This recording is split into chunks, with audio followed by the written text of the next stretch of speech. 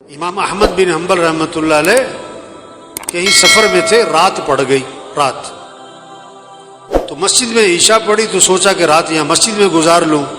مسجد والوں نے کہا بھی ہم نے مسجد بند کرنی ہے، سب باہر نکل جائیں۔ انہوں نے کہا بھی میں مسافر آدمی ہوں، رات گزارنی ہے۔ اپنا تعارف نہیں کروایا میں کون ہوں۔ انہوں نے کہا نہیں جی یہاں اجازت نہیں ہے۔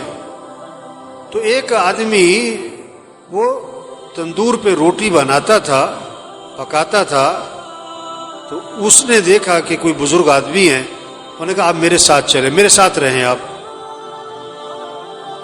وہ ساتھ لے گیا۔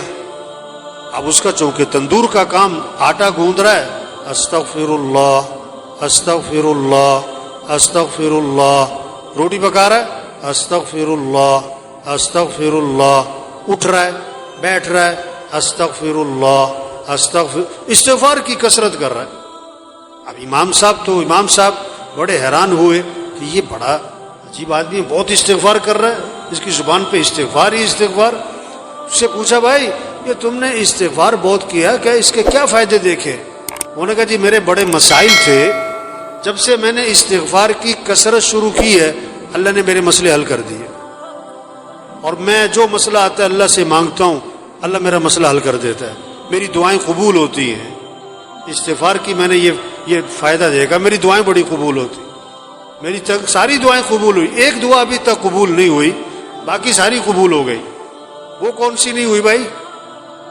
کہ میں نے نام سنا ہے کوئی امام احمد بن حنبل، بڑے اللہ والے، کوئی بزرگ آدمی ہیں، میں نے اللہ سے دعا مانگی کہ اللہ میری کبھی ان سے زیارت ملاقات تو کروا دے، میں ان کی زیارت کرنا چاہتا ہوں، یہ میں نے دعا مانگی، یہ ابھی تک قبول نہیں ہوئی، باقی ساری قبول ہو گئی ہیں۔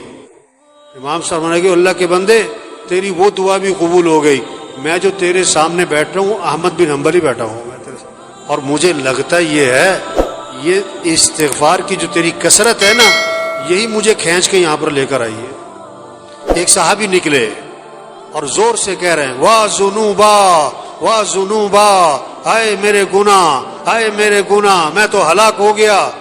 آپ نے فرمایا کیا ہوا؟ کہ حضور میرے سے گناہ بہت ہو گئے، میں تو مارا گیا۔ آپ نے فرمایا کہو اللہم ان مغفرتک اوسع من ذنوبی ورحمتک ارجى عندی من عملی۔ اے اللہ بے شک میرے گناہ بہت زیادہ ہیں، لیکن تیری جو مغفرت ہے نا وہ میرے گناہوں سے بھی زیادہ وسیع ہے، اور مجھے اپنے عمل کا کوئی آسرا نہیں، مجھے تو تیری رحمت ہی کا آسرا ہے۔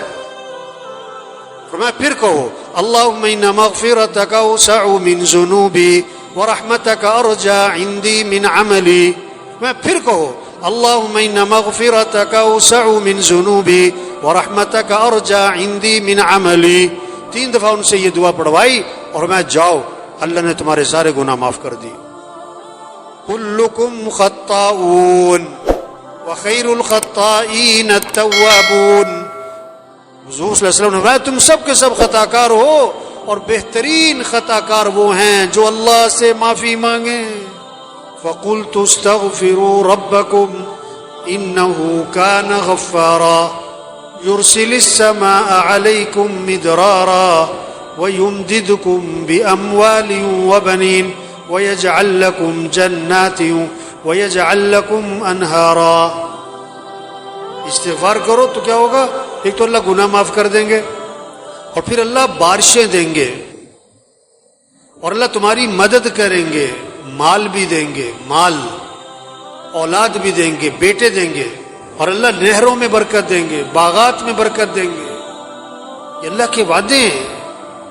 ہمارے مسئلوں کا حل حکومتوں کا بدلنا نہیں ہے، ہمارے مسئلوں کا حل مال کی کثرت نہیں ہے، ہمارے مسئلوں کا حل اسباب کی کثرت نہیں ہے، ہمارے مسئلوں کا حل استغفار ہے، اللہ سے معافی مانگنا ہے، اللہ کے سامنے گڑ گڑانا ہے، اللہ کے سامنے رونا ہے، اللہ کے سامنے تضرع زاری کرنا ہے۔